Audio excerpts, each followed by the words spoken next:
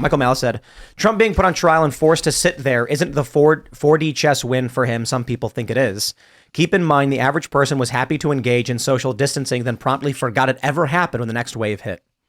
Perfect. You've already got videos of people being like, Trump is now on criminal trial for fraud, everybody. They don't care about the nuance of the trial. They don't read the stories. They don't listen to what Trump has to say about it. You've got all these legal scholars saying this is a bunk trial. Doesn't matter. These people are not going to see it. They're just going to be sitting there going, wow, Trump committed fraud. There's these misdemeanors, as far as I can tell, and correct me if I'm wrong, there's like 33 of them. And it's because 34, all for one reason. Yeah, and it's like he sent 34 copies of the same thing or something. So they're like, oh, 34 charges. Roughly. It was retainer payments to his lawyer. 34 regularly scheduled retainer payments. And so they turned it into 34 counts of falsifying business records. And they would have all been misdemeanors if there wasn't another felony in the shadows. Oh, well, let's ramp it up. Not only would this typically be a misdemeanor, but the FEC and the DOJ looked at the exact thing and said, there's no crime at all. Yeah. And so Bragg went, there's a crime here. Unfortunately for him at the state level, it's a misdemeanor. So he said, yeah, but there's another crime. What's the other crime? I don't know. There you go. Is this unprecedented? Has this ever happened before? Unprecedented. And well, I'm sure there have been many malicious prosecutions throughout American history. But the thing that bothers me the most is Trump getting on his knees. Some local DA files a non-statutory criminal charge against Trump. The judge laughs and says, let's roll, baby. And Trump goes, okay. Shows up, gets on his knees and says, tell me what to do, judge, and I'll do it. That's crazy to me. Bragg and New York crossed the Rubicon, and Trump said, fine. You know, the thing about Don is he is lawful.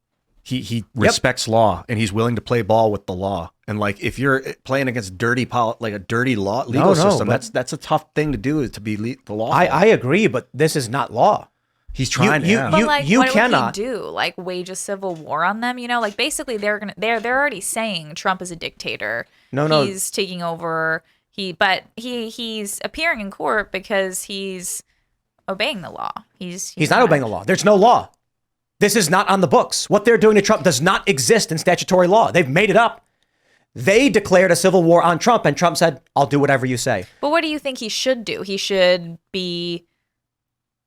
I mean, So he's if running Trump- for president. I mean, he's So- speaking so- out. He's trying to fight against the weaponized government that's fighting him, that's fighting January 6th, that's fighting regular Americans. So the issue Like, is... He's doing everything he can. New York, Bragg, this is a Manhattan DA, files what is obviously a false criminal charge with support from establishment politicians. Trump even accuses Biden of being involved, calls it a Biden case. The Democrats have crossed the Rubicon. They have now filed a criminal charge. Well, not now. They filed a criminal charge against Trump a while ago for something that doesn't exist on the books. And they claim there is a nebulous, vague, undisclosed secondary crime that has not been filed. So they're using an add-on charge for an underlying crime that doesn't exist. This is non-statutory criminal charge. Donald Trump, and then he says, okay, I guess. Imagine Donald Trump in his home in Mar-a-Lago and NYPD, for no reason, show up at his house, tie him up, throw him in the back of a van, and drive him to New York. We'd call that kidnapping. Only problem here is Donald Trump said, I agree. I will show up. I do agree with what you're doing. But I don't think he does agree with what they're doing. Well, he can say it, but I think you're right. There is no basis for it. That's true. And they have crossed the Rubicon. But I think that what Trump is also spotlighting is showing that what's happening to him is what's happening to normal people. If a clown showed up to your house and told you that they had a clown warrant for your arrest, would you get in the back of their white panel van? Well, it's the government. So It's the state government of New York. We think of Trump, though, as this like superhero. He's above the law, but he's a person. This is not the law. I agree it's not the law because they've weaponized like Letitia James ran and said, I'm running because I'm going to put Trump away. And Trump just keeps getting on his knees so every it's single time. It's totally unfair. It's awful. But I don't think he is. I think he's fighting back, and I think that when he wins in November, it's going to show people that them doing this to him, them doing this to normal people, it just backfires on them. This kind of confirms a component of his short-sighted judgment that he exercised in office when you think about it, because he got rolled by the swamp creatures that he put in his administration, and now he's getting rolled by clown people that call themselves, government court officials. Yep. So he's good at getting rolled, amazingly, despite the fact that he's kind of a bull. He's good at getting rolled. Well, let's talk about the judge's daughter. What's her official position? I want to be very specific, so I'm wondering if you guys can, before I even say it. Well, I've heard that she's involved with some sort of Biden campaigning or something. That was vaguely. She has clients who have raised over $100 million off of this trial. There was a judge on CNN who said it's a clear case for recusal of the judge. What we are dealing with is, I'll put it this way. If a guy who works for the NYPD robbed a bodega, we would not call it the law. If a guy working for the if an NYPD officer walks into a bodega and says, by order of the law, empty your register and put it in my bag, we wouldn't go, oh, look, that clerk is not above the law. That clerk is not above the law. He better give that cop his money. But the bodega, the guy who went in there where Trump just visited the owner, the guy, the evil guy went in there. He's like going to kill them. The other guy takes out his weapon. You know, I'm saying, obviously, I'm on the side of the guy who's defending himself, right? But New York is against that guy. Does that mean that it's the law or what's not the law? Obviously, that's totally wrong. We should support someone defending themselves. But in a place like New York that's just completely been taken over by liberals, you have to just realize that that's like the evil of New York. And you can't live there anymore. You can't be there. I mean, I'm glad that guy ended up okay, but so many people, I mean, they're under that kind of tyranny. Trump should have stayed in Florida. I suppose this other aligned states with New York would then come after him, but he can't campaign now anyway. And I suppose it's easy for me to say, I have no idea what his legal strategy is or what's happening behind the scenes. I believe there's a strong possibility. His lawyer said this is going to boost your numbers. It happens every single time. It's going to put you on TV. You are going to be front and center. It's going to get you press you could not buy. Roll with it. Perhaps. Morally, I think Trump should have said, when you file a criminal case against me, I will gladly answer it. But you haven't. So I'll be here in Florida. Let me know when you have an underlying crime for your felony, and I will gladly answer it. For the time being, no, you can't just make this stuff up. And that would require New York to negotiate with Florida or through the federal government to figure out how they could actually extradite Trump. It would put weight on the federal government and Florida to agree with New York that they can file an upgraded charge without an underlying crime. I don't know that Ron DeSantis would be able to manage that political situation in Florida. He'd have no choice but to say, absolutely not. You can't do this. I don't understand how you even have the Rolling Stone. Trump was laughing about this. He comes out of the courtroom and he's like, Rolling Stone says they can't win. It's remarkable. When you have even the Rolling Stone, which is like crackpot woke occult nonsense, saying there's no case, it's patently obvious to anybody. What other state is going to want to intervene on behalf of New York's fake case? My concern now is that with the fraudulent, manufactured criminal case against Trump, by him going to court and saying, okay, I guess, he has just told every single person in America, not just that they could do it to you, but that if they do, obey. If they make up fake charges against you, even a president must go, and so must you. So now the government just has what? Trump has signaled, if the government fabricates fake non-statutory criminal charges against you, that's too bad for you, I guess. You're going to jail. Instead of saying... No, I don't think he's going to jail. I think he's going there to show this is what has happened to our government. It's become weaponized against people like Trump, and it's become weaponized against Trump himself. And I think he's going to be vindicated, and people are going to see that, like you said, there is no claim. There is no evidence. There's nothing against him. And all of these people who are going to be voting for Trump, maybe people who are like, wow, I see how bad the country's getting. I don't know if I would have voted for him otherwise. And even these suburban women, like you mentioned, I mean, yeah, maybe they're kind of put off by this all happening, and that's kind of an ugly thing that's happening. But at the same time, it's a wake-up call to say, whoa, like, this is what's happened to our country? Why do you think Trump will be vindicated? I think he's going to be vindicated because as soon as people look into it, as soon as people see this, people will see that there's no evidence. There's no crime. It's trumped up charges. You think that New York liberals No, not New York liberals. I'm saying the Well, who do you spotlight think the jury is? that's put on. I think the jury is going to be totally biased. The jury's liberals. And they're going to acquit Trump even though they're biased?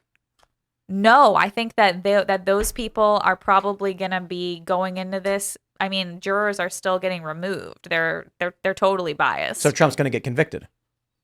I don't know. I don't know what's going to happen. I just think that the people who are going in there don't know the evidence, and they're not going to be critically thinking about this. They're going in there with their preconceived notions of Trump. Do you think that the prosecution might just fumble the case and just fail to convince, dyed-in-the-wool New York City liberals that Trump is innocent? I mean, do you think that they're just going to like screw up the case to the extent that the jury is going to acquit him? Do you think that's possible? I think anything is possible. I mean, honestly, I think that the jurors who are in there are probably really dumb and probably have no sense of even what his defense would say. Who knows? Maybe his defense would be really good, and some of them would think, wow, I've never heard this in my life because I live in an echo chamber and I live in New York and all I hear is that Trump is evil. So maybe some of them would have a mind change. Maybe one of them would have a mind change. I don't know. I'm not saying I'm going to rely on it because I do think New York is totally corrupt. But that's the best case scenario, essentially. I think if someone offered you a bet of, 100 to 10, you give me $10. If Trump is convicted, I'll pay you $100. Or I'm sorry, the other way around. If someone said, you wager $100, and if Trump is convicted, I'll give you 10, that's a good bet. 10 to 1. Or 1 to 10, I guess. So you think he's going to jail? Well, I don't know if they give him jail, but I certainly think after everything the deep state has done, the idea that this time, this is the hard line for them, they'll just stop here, is They're not going to insane. stop. They're not going to choose to stop for sure. Why would people who live in New York, 88 to 90% anti-Trump, people who vote to defund the police, I get there's a lot of people in New York who are upset about what's going on, but they keep voting for the same thing. Yeah. But that's why he's fighting for presidential immunity. You Right, know, it's like this is a which sham. doesn't- This is a which- sham trial. Which presidential immunity has nothing to do with this case. So why would and okay, let's operate outside of the liberal bias. Knowing that Antifa has killed, shot people, taken over cities, numerous cities, burned buildings to the ground, mercilessly beaten people in the streets on hundreds, if not thousands of occasions. In the Chauvin trial, the jurors had to be escorted by heavily armed police because of the riots happening outside. When this one juror came home and found out that people knew who she was already, she said, I'm out. So let's say these are just normies and they're like, maybe could be impartial. You still have to connect with the fact that they're sitting there with their friends saying, they'll kill you, right? Like no matter what you do, you live in New York, Antifa is going to come and they're going to burn your house down. They're going to smash your cars if they find out you acquitted Donald Trump. These people are going to convict. They're going to convict because the only way to survive in New York is to convict him. If they convicted him, you're saying you don't think he'd get in jail. So let's say he. Well, I don't know if he gets jail. He could. What's the worst? But what if would they happen did if he was think that- convicted? I think 10 years is the max. I could be 10 years. I could be wrong. Legal analysts, according to some corporate press, said that 4 years probation is like a first offense typically. So felony falsifying business. Basically, what they're claiming is that felony falsifying business records requires an underlying secondary crime. That is, Trump, to conceal a crime, falsified business records. Well, none of this is true. Trump did not falsify business records. That's not even proven. And there is no underlying crime. Their argument is effectively that Trump is running some kind of like mafioso type thing, and he lied about these legal records to cover up some other crime that doesn't exist. But taking a step back from that court, from those people, I feel like in the court of public opinion in the country, if he is reelected, that means people don't care about this. They don't care that he's on trial, and they don't care if he's found guilty, and they don't care if there are a bunch of biased jurors. I mean, we care to the extent that we hate that it's happening, and we hate that there's a persecution of our president. But I don't think that normal people in America are going to look at it and think, oh, wow, this means that I actually do think that Trump is now a criminal. It's like you either already think certain things about Trump or you don't. I think most people aren't going to look at it that way, even if he were found guilty, like you're saying. Then all they're doing is they're tying up his money and preventing him from campaigning. That's what they're trying to do. I think they're trying to slow him down. And he will be convicted. And then they order him to remain in New York. You can't leave without a permission. You get convicted of a felony. If Trump is convicted of a felony, he can't leave the country. He can't have a gun. He can't leave the country. It affects his voting rights. This is a felony charge. I mean, the fact This is a that prison they're sentence. even thinking of doing this is evil. It's literal persecution of our president. And even if you're not conservative, this is downright evil, and it shouldn't be happening to people who are liberal. It shouldn't be happening to people who are conservative either. But I think it would just be a wake-up call to most people in the country. Like, if Trump is hindered from campaigning as he normally would, his money's getting tied up, he can't travel like you're saying, and if he still wins, then I think that just shows how much power Trump has. If he still wins. This has been the case now. How long have these indictments going? It's like a year, right? Yep. It's been nonstop. Right. So nothing's changed. This criminal trial doesn't change that they've already drained him of his resources, bragged about it on Twitter and on the news and in interviews, launched more and more criminal trials against him. In the Georgia case, you actually have an admission of impropriety with the DA and the prosecutor, and the judge says, "Who cares? Let it go anyway. No problem." It's obvious to everyone and has been for a long time. And Trump is up in the polls by what, 1 or 2 points? But usually the polls show that him lower than what he normally would be. So but it's a good place to be. If this was an awakening, you'd think the jurors would be like, "I'm shocked at how insane this has become." But instead, they're like, "Yeah, I posted Trump should be in jail on my social media." These are they had to dismiss 50 of 96 jurors, which is insane, because they were all like, "We hate Trump." I don't see a reality in which, in this case, in the Georgia case, in the documents case out of Florida, Trump, I don't see a reality in which they have gone this far with everything they're doing, and then finally it just stops and they go, "Wait, guys, us in the deep state, we've gone too far. We cannot put Trump in jail." No, they're going to be like, "We will do literally anything by any means necessary." They will. But I think that normal people seeing it would think that this has gone way too far and this is insane. But I don't know why. I mean, maybe, but we're not seeing that.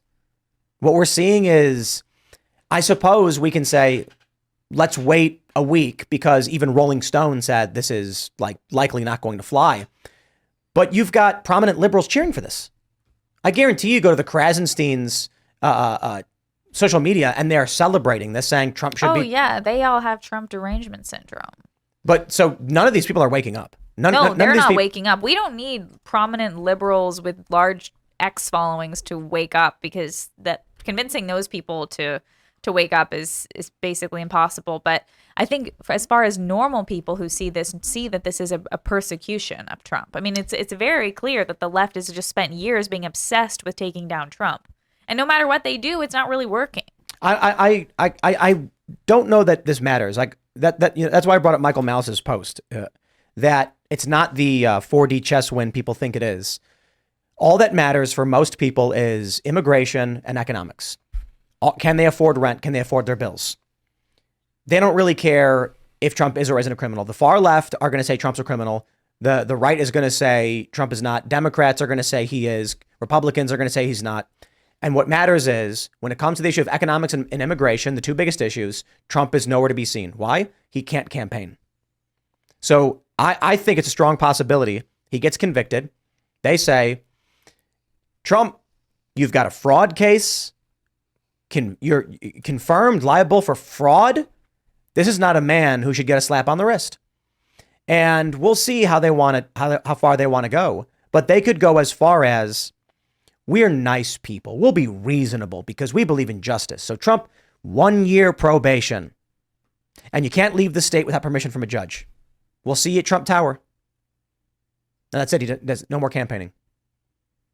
Well, his campaigning has always been really strong. He's always been able to get a ton of people at rallies, but just throwing out the thought, even if he wasn't able to do those anymore because he's been put on a leash by these cases, I still think the people who would have shown up to the rallies would have been there. Like, those people haven't gone anywhere. Yeah. Like, those voters haven't disappeared. And everyone who's seeing what's happening at the border, who's seeing immigration, who's seeing what's happened to the economy, like, those people still exist. So even if Trump isn't coming to their backyard or coming to the state that they're in, I think that they would still be able to piece 2 and 2 together. Yeah, he doesn't really need to campaign. He's already got it in the bag. He's the incumbent. He's already been the president. Everyone knows him. He's not the incumbent. Technically not, but he basically is in a lot of ways. We have two. Like we have an incumbent and a semi-incumbent. Yeah, basically. yeah. And so he could do X videos. Like he could whip back up his X account and go hard in the paint from Trump Tower and get another 7.5 million followers in the next 6 months. And that would be an effective campaign strategy. Thanks for watching this clip from the Timcast IRL podcast. Hang out with us live Monday through Friday at 8 p.m. and become a member over at timcast.com for uncensored, members-only shows exclusive. Thanks for hanging out, and we'll see you all next time.